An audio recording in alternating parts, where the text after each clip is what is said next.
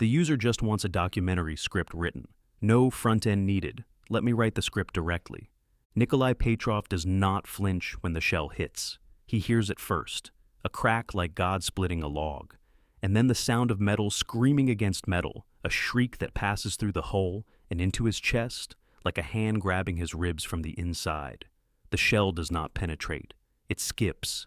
It carves a bright scar across the front plate of his T34 and spins off into the frozen mud of the steppe, tumbling end over end until it buries itself somewhere behind him. He is alive. The German gunner, 400 meters away, is staring at his breach in disbelief. It is the autumn of 1941. The world is on fire, and the Soviet Union is losing it. German panzers have swallowed 600 kilometers of Soviet territory in 11 weeks, a pace of conquest that military historians still struggle to process. Entire Soviet armies have ceased to exist, encircled, crushed, captured, or killed in numbers so vast, the paperwork to record them has not been invented yet. The Wehrmacht believes the war in the East is already won. Their generals say so in letters home. Their newspapers say so on the front page. And then a 30-ton Soviet tank absorbs a direct hit from a German anti-tank gun at 400 meters and drives away. Something is wrong. The Germans do not understand what. That incomprehension will cost them everything.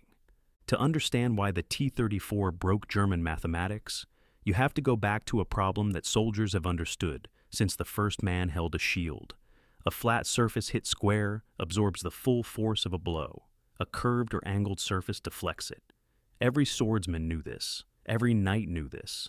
The trouble was that nobody had ever applied this principle to tank armor with the precision and deliberation that Soviet engineers applied it to the T-34. Not because the idea was new, but because making it work on a moving vehicle without destroying the vehicle's ability to function required a kind of geometric obsession that most armor designers simply did not possess. The German anti-tank guns of 1941 were not toys. The 37mm POC 36 and the larger 50mm POC 38 were well-engineered weapons, accurate and reliable. They fired hardened steel shot at velocities that would punch through the vertical armor of virtually any other tank on the Eastern Front. Against a flat plate of 60mm, they worked. Against a flat plate of 45mm, set at 60 degrees from vertical, the mathematics changed completely, and changed in ways that German designers had theorized but never truly believed an enemy would exploit at scale. When a shell strikes armor set at a steep angle, three things happen simultaneously. The effective thickness of the plate increases, not because the steel grows thicker, but because the shell must travel through more steel to pass through it. A 45mm plate angled at 60 degrees presents an effective thickness of 90mm to an incoming round. Double the protection for the same weight of steel. That alone would have been enough to change the war. But there is more. The angled surface redirects the force of the impact, not straight through the plate, but along it, sideways and upward, trying to send the shell glancing off like a stone skipped on water. And if the shell's nose catches the plate at a sufficient angle, something called a ballistic cap failure occurs. The tip of the shell crumples before it can bite into the steel, robbing it of the penetrating point it needs to punch through. The shell bounces. Sometimes it shatters. Sometimes it simply screams away into the sky, spent and useless. German gunners in the autumn of 1941 encountered all three of these effects simultaneously, and had no name for any of them. The man most responsible for this reckoning was Mikhail Koshkin, a Soviet engineer from Yaroslavl, who had no formal background in armor design when he first began working on tank projects in the mid-1930s. He had trained as a confectionery technician. He had worked in a candy factory. The man who changed the geometry of armored warfare had spent his early career measuring sugar. What he brought to tank design was not a military education, but something rarer. An absolute refusal to accept the conventional solution when an unconventional one was clearly better, and the kind of sustained mathematical stubbornness that Soviet industrial culture, at its best, occasionally produced. Koshkin joined the Kharkov Locomotive Factory's design bureau in 1937 and immediately identified the central problem with Soviet tank design of the period: Soviet armor, like most armor of the era, was built in vertical plates bolted or welded together. This was simpler to manufacture and easier to fit internal components against. It was also, Koshkin argued, a form of institutional laziness dressed up as engineering tradition. He proposed a hole in which no major plate was vertical. The front glosses would sit at 60 degrees from vertical. The sides would angle inward. Even the turret would be curved and sloped, presenting no flat face to an incoming round at any angle of engagement. His superiors rejected the first proposal. They rejected the second. The Soviet military bureaucracy of the late 1930s was not an environment that rewarded bold thinking. Stalin's purges had removed most of the Red Army's senior commanders, and the men who remained had learned that the safest answer to any question was the one that matched what they thought was expected. Koshkin kept working. He produced a third design, then a fourth. He drove one prototype from Kharkov to Moscow in the winter of 1940 through conditions that would have stopped most military vehicles. Not because he had been ordered to demonstrate it, but because he needed Stalin to see it with his own eyes. And he knew that the only way to get Stalin's attention was to physically park a tank outside the Kremlin. He made it. The demonstration worked. The T34 entered production. Koshkin died of pneumonia in September 1940, his lungs destroyed by the winter drive, before the tank he had fought for fired a single shot in anger. He never knew what he had built. If you have stayed this long, there is more where this came from. A subscription keeps these stories alive.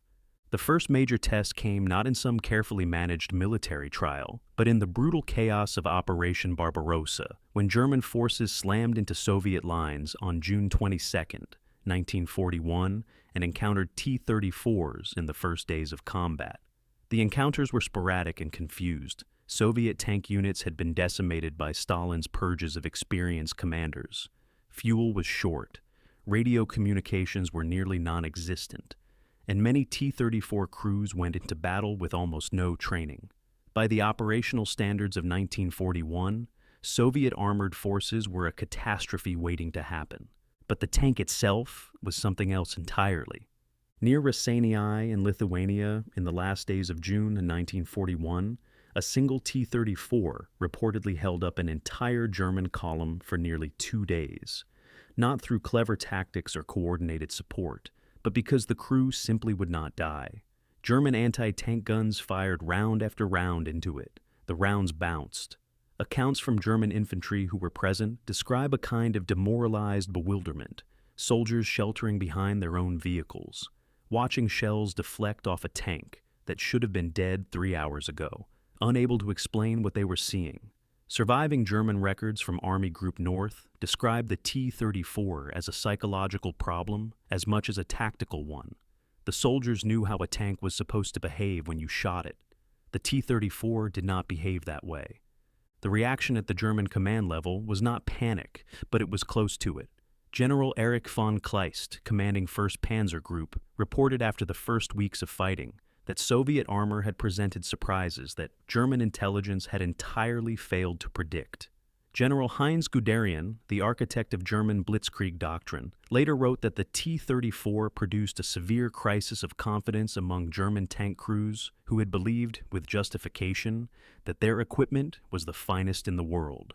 Declassified German after-action reports from October 1941 describe crews of Panzer III tanks refusing to engage T-34s at standard combat ranges because they had learned that the Panzer III's 50mm gun simply could not reliably penetrate the Soviet tank's sloped front plate at anything beyond point-blank distance. And at point-blank distance, the battle was already lost.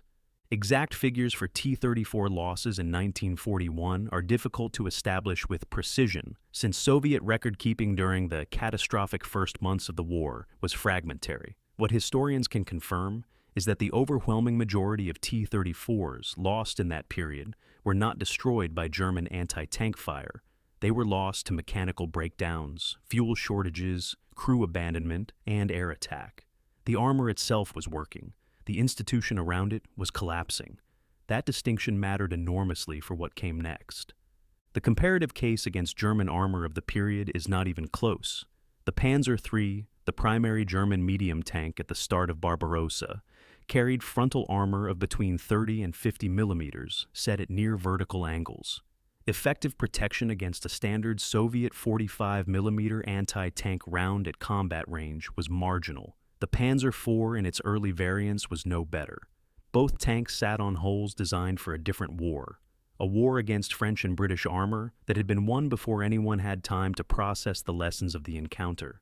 German designers had not ignored sloped armor. They had studied it, argued about it, and decided that the manufacturing complexity it introduced was not worth the protection it offered. That decision was made by men who had not yet fought the T34. When Germany finally developed tanks capable of reliably defeating T34 armor, the long-barreled Panzer IV, IOSF-F2, the Panther, eventually the Tiger, each of them incorporated sloped armor principles that German engineers had observed on captured T-34s. The Panther's glacis plate, the most celebrated German armor solution of the war, was a direct response to what Koshkin's geometry had done to German confidence. The student had become the teacher. The candy factory technician had rewritten the German army's curriculum in steel. The T-34 in its various variants is estimated to have been produced in numbers exceeding 84,000 units between 1940 and the end of the war, a production figure that dwarfs every other tank program on either side of the conflict. Surviving examples exist in museums across Russia, Ukraine, Poland, Belarus, and Finland. Their sloped glacis plates still carrying the shallow scars and bright gouges of rounds that never got through. The most studied example in the West sits in the Bovington Tank Museum in Dorset, where visitors can stand beside it and try to understand, visually, what German gunners understood only when their shells were already bouncing. The argument that armor geometry, rather than armor thickness, is the decisive variable in tank protection is now so fundamental to armored vehicle design that it requires no defense. Every modern main battle tank in the world, the Abrams, the Leopard, the Challenger, the Merkava, is built on principles that trace directly to the work done in Kharkov in the late 1930s. Composite armor, reactive armor, and the most advanced protection systems of the modern era are all solving the same problem Koshkin solved by the same method he used, denying the incoming round the perpendicular surface it needs to do its worst. Petrov drives his T-34 forward through the burning grass. The German gun fires again. He hears the crack, then the scream, then nothing. The round is gone, spent, somewhere in the field behind him. The gun fires a third time. The same result, the same bright scar on the glacis plate, the same geometry doing its quiet, patient work. He does not know the name of the man who designed the angle of that plate. He does not know about Kharkov, or the candy factory, or the winter drive to Moscow, or the pneumonia. He knows only what his body tells him, that the shell hit and he is still breathing, that the tank is still moving, that the German gun is still there, and he is still alive, and the distance between them is closing. The German gunner knows it too. The records do not give us his name. They do not need to. Every army that ever built a tank after 1941 knows his name because they built their tanks to make sure their own gunners would never have to be him. Standing behind a weapon that works perfectly, watching the thing he is supposed to kill drive toward him, undamaged, unstoppable, carrying inside it the mathematics of a man who measured sugar and changed the shape of war.